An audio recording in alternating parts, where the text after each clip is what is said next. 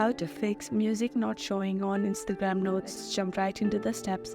When you go ahead and open Instagram, and on the top right corner, go to DM section. This is the place where you can see Instagram Notes. But for some reason, you cannot see Instagram Notes music right here. So here is the steps what to do if you cannot see the music on Instagram Note. So what you want to do is you want to go ahead to the home screen of your phone and then open App Store. This is the very new update of Instagram, so you want to go ahead and see if your Instagram is updated or not. To do that, open App Store and search for Instagram.